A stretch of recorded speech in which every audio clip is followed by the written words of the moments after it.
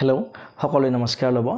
আপোনালোকে নিশ্চয় গম পাইছে যে ভাৰত চৰকাৰৰ মিনিষ্ট্ৰি অফ ফাইনেন্সৰ তৰফৰ পৰা এটা অফিচ মেমৰেণ্ডাম যোগে এইটো কথা কোৱা হৈছে যে যিসকল কেন্দ্ৰীয় কৰ্মচাৰীয়ে ইতিমধ্যে এনপিএছৰ পৰা ইউপিএছলৈ শিফট কৰিছিল সেইসকল কৰ্মচাৰীয়ে পুনৰ ইউপিএছৰ পৰা এনপিএছলৈ শিফট কৰাৰ কাৰণে এটা সুযোগ লাভ কৰিব মানে এইটো one time one way shifting হ'ব অৰ্থাৎ যদিহে তেখেতে অলৰেডি ইউপিএছ বাছনি কৰিছে আৰু যদিহে ইউপিএছক লৈ তেখেতে সন্তুষ্ট নহয় তেনেহলে ইউপিএছৰ পৰা এনপিএছলৈ পুনৰ যাব পাৰিব গতিকে এইটো নিঃসন্দেহে এটা ভাল খবৰ কিন্তু আপোনালোকৰ নিশ্চয় মনত আছে যেতিয়া এই ইউপিএছ স্কিমটো আহিছিল তেতিয়া এনেকুৱা কোনো ধৰণৰ মানে অপচন নাছিল কিন্তু ৰিসেন্টলি এটা লঞ্চ কৰিছে আৰু ইয়াৰ উদ্দেশ্য এটাই যাতে যিসকল কৰ্মচাৰীয়ে ইউপিএছলৈ গলে লাভৱান লোকসান হ'ব দমজাত পৰি আছে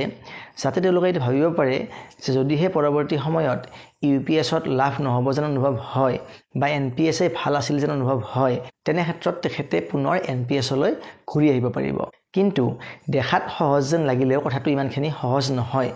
ইয়াতে আৰু এটা কথা উল্লেখ কৰা হৈছে যে যেহেতু ইউপিএছত গভৰ্ণমেণ্ট কন্ট্ৰিবিউশন আছে 10% মানে এমপ্লয় কন্ট্ৰিবিউশন 10% প্লাস গভৰ্ণমেণ্ট কন্ট্ৰিবিউশন 10% আনহাতে এনপিএছত এমপ্লয় কন্ট্ৰিবিউশন হৈছে 10% আৰু গভৰ্ণমেণ্ট কন্ট্ৰিবিউশন হৈছে 14% গতিকে ওভাৰঅল চাবলৈ গলে ইউপিএছত টোটাল কন্ট্ৰিবিউশন হৈ যায় গভৰ্ণমেণ্ট প্লাস এমপ্লয় মিলি 20% আৰু এনপিএছত হৈ যায় 24% গতিকে যদিহে এগৰাকী কৰ্মচাৰীয়ে ইউপিএছ বাছনি কৰি লয় বৰ্তমান সময়ত আৰু যদিহে তেখেতে পৰৱৰ্তী সময়ত এনপিএছলৈ ঘূৰি আহে তেনেহলে এই যেটো 4% ৰ ডেফিচিট হ'ব হেইটো কি হ'ব তাৰ বাবে মেমৰেণ্ডামখনত কোৱা হৈছে যে যিখিনি ঘাটি হ'ব অৰ্থাৎ যিমানখিনি পিৰিয়ড এগৰাকী কৰ্মচাৰীয়ে ইউপিএছত মানে কটাব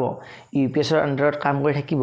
হিমানখিনি সময়ৰ কাৰণে সেই 4% যিখিনি মানে হয় আৰু কন্ট্ৰিবিউশন এইখিনি কি কৰিব তেখেতৰ এনপিএছ একাউণ্টত ক্ৰেডিট কৰি দিব কিন্তু ইয়াতে এটা ডাঙৰ টেকনিক্যাল প্ৰবলেম আছে যে এই যেটো 4% যিখিনি ঘাটি লাগিব সেইখিনি গভৰ্ণমেণ্টে ফিল আপ কৰি দিব কিন্তু যদিহে সেই গৰাকী কৰ্মচাৰীয়ে মানে কন্টিনিউয়াছলি এনপিএছৰ আন্ডাৰত কাম কৰি থাকিলেহেতেন তেনেহলে তেখেতৰ পাৰ মান্থ যেটো 4% কৈ কন্ট্ৰিবিউশন হৈ থাকিব সেই টকাখিনি মাৰ্কেটৰ ফ্লাকচুৱেচনৰ লগে লগে কি হ'ব মানে বেছি হৈ বাঢ়ি থাকিব অটোমেটিক্যালি এটো ইনক্ৰিজ হৈ থাকিব কিন্তু এই 4% কৈ যিখিনি ডেফিচিট থাকিব সেইখিনি পিছত ক্ৰেডিট কৰি দিলে কিমানখিনি মানে কৰ্মচাৰীগৰাকী লাভ হ'ব হেয়া আমি সহজে অনুমান কৰি ল'ব পাৰো কাৰণ তাত মাৰ্কেটৰ লাভখিনি আমি নাপাম সেইখিনিৰ পৰা বঞ্চিত হ'ব লাগিব আৰু ইয়াৰ উপৰিও আন এটা ইম্পৰ্টেন্ট কথা হৈছে যে এগৰাকী কৰ্মচাৰীয়ে যেতিয়া ইউপিএছৰ পৰা এনপিএছলৈ প্ৰত্যাৱৰ্তন কৰিব হেতু কি হ'ব লাগিব তেখেতৰ যেটো সুপাৰএনুৱেচনৰ দিন প্ৰকৃত অৱসৰৰ দিন তাতকৈ এবছৰ কাল বেছিকৈ থাকাৰ অৱস্থাতে কৰিব পাৰিব যদিহে এবছৰতকৈ কম থাকে অৱসৰলৈকে তেতিয়া তেখেতে শিফটিং কৰিব নোৱাৰিব যদিহে এগৰাকী কৰ্মচাৰীৰ প্ৰকৃত অৱসৰৰ দিনটো হ'ল 2030 চনৰ 1 জানুৱাৰী তেনেহলে 2029 চনৰ 1 জানুৱাৰীৰ আগতে তেখেতে শিফটিং কৰিব লাগিব তাৰ পিছত নোৱাৰিব আৰু যদিহে এগৰাকী কৰ্মচাৰীয়ে ভিআৰএছ লোৱা চিন্তা কৰে তেনেহলে ভিআৰএছ লোৱাৰ ক্ষেত্ৰত কমসে কম 3 মাহ আগতে তেখেতে শিফটিং কৰিব লাগিব তাতকৈ পিছত শিফটিং কৰিব নোৱাৰিব